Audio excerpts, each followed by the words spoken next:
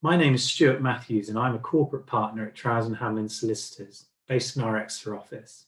I am delighted to be joined by Caroline Gourlay of Caroline Gourlay Business Psychology to discuss some of the key issues that typically face owner-managed and family businesses. In our last episode, we discussed some of the challenges faced by those involved in leading owner-managed and family businesses. And in this further episode, we will cover some of the issues arising as a result of the potential tensions between the needs of the family and the needs of the business. Caroline, please can you tell me more about some of the issues that you have experienced in this regard? A couple of things that I've noticed are one of them is what I call all aboard leadership teams. So, you imagine if you've got 4 children and 3 of them fit naturally into your business. You might have a someone who's naturally a finance director, someone who's someone's good at sales. There might be someone who is really into the operation, but you've got this pesky 4th kid, and what do you do with him? And you go, well, he's good with computers. We'll make him the IT director, and you might not need an IT director. So it might have been something you've just outsourced. It might have been something that an IT manager could handle, but suddenly you've got someone who's paid a director's salary simply so that everybody's on a par in the organization. And every board meeting, IT is going to be as important a subject as the finances.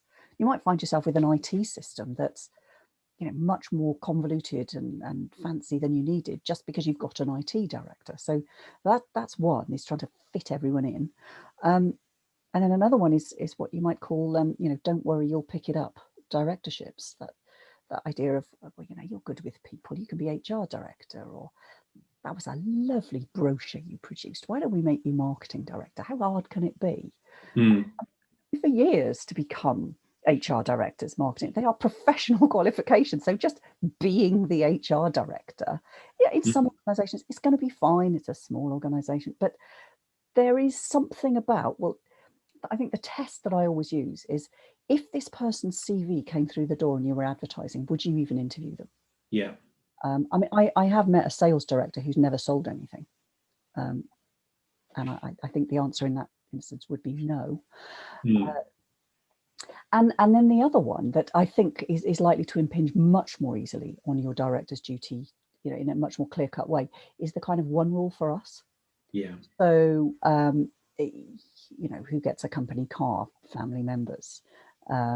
People being paid a director's salary because they are directors by virtue of being owners of the company, but actually their job. So supposing you're on 75,000 a year, but if your job was replaced, you'd replace it with someone on 30 grand, but you want the status of having a 75k job, or you're working in the company, but you just take time out when you want it. You don't have holiday allowance like everybody else. And I've come across people who sort of, you don't see them in the summer because they're also running a B&B. Yeah. So though if you go back to the center of the primary colours model, and that idea of setting the values of the organization and living by them, one of the things it's always really important for people in leadership positions to remember is you're always a role model, whatever you're doing, because you're visible. So you're just role modeling how is it around here? What's allowed around here? We tend to think we're being a role model when we're doing the right thing. And look at me, I'm role modeling the right behavior. But you're role modeling the wrong behavior when you are doing things that you really shouldn't be doing. And it gives an indication of this is how things work around here. Now, as your business grows, if you're employing a lot of non-family people, and there's that sense of, they get on because of this, or that sets the wrong tone for your organization. It tacitly authorises possibly the wrong behaviours and the things that might be negative to the growth and development of the business.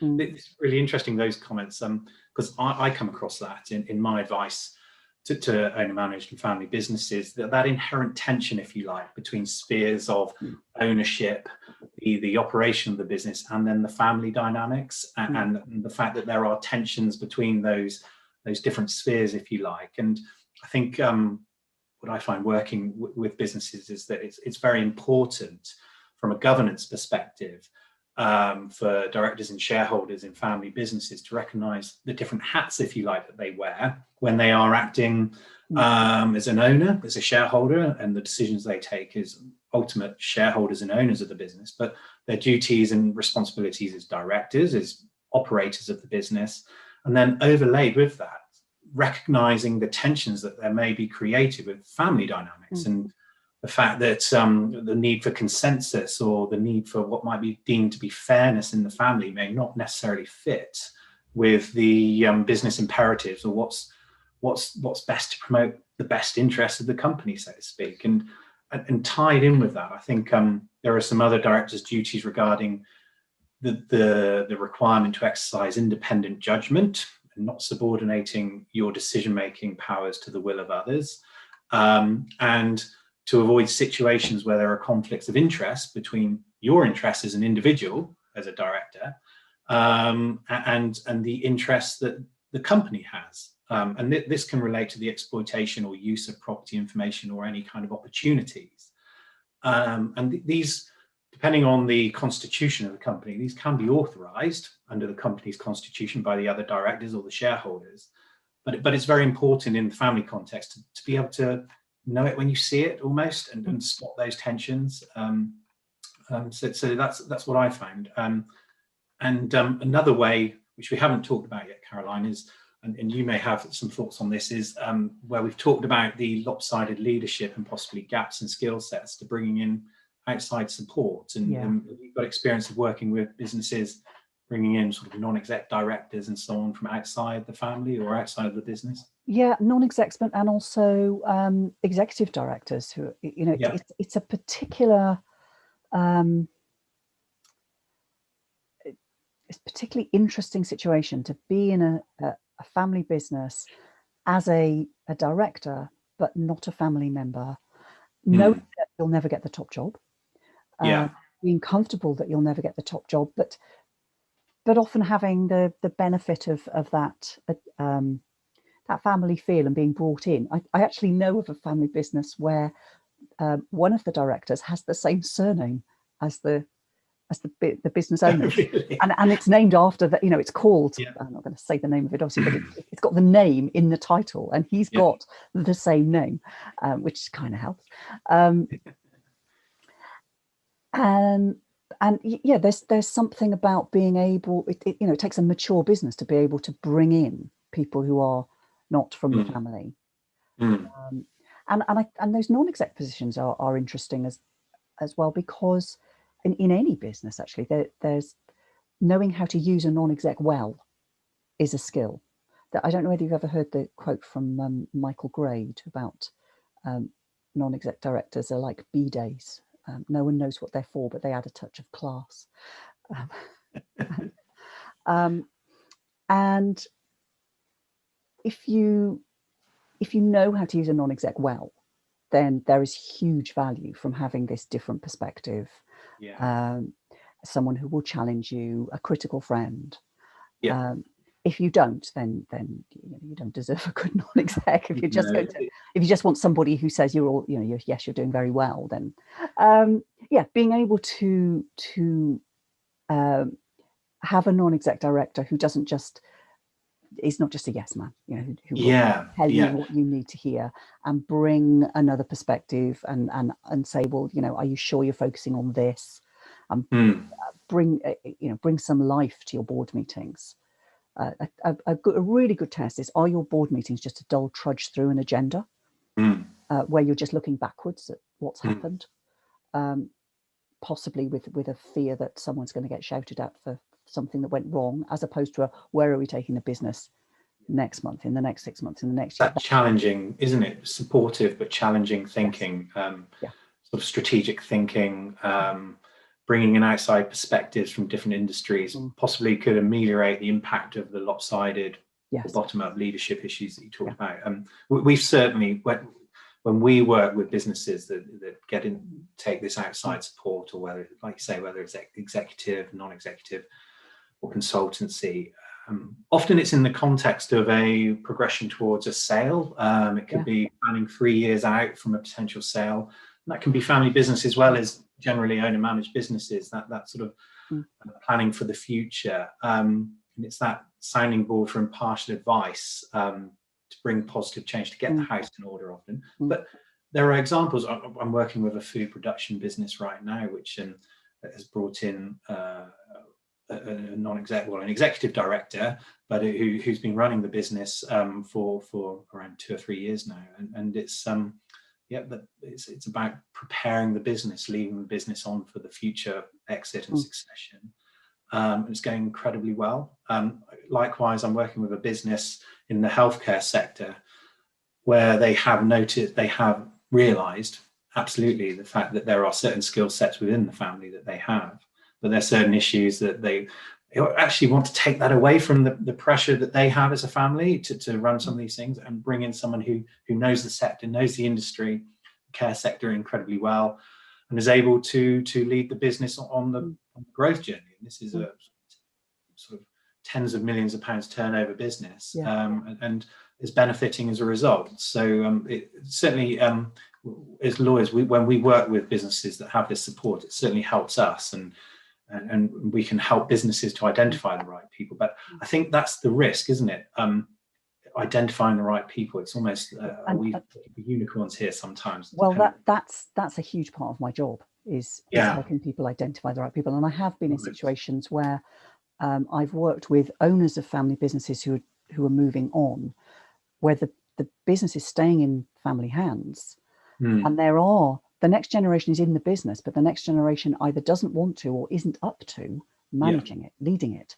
And so it's about finding the right person to actually lead that business in a sensitive way, knowing that in the business are, you come in like the prodigal adopted son or daughter, but often son, and the actual sons and daughters are in the business. Now that takes a lot of handling.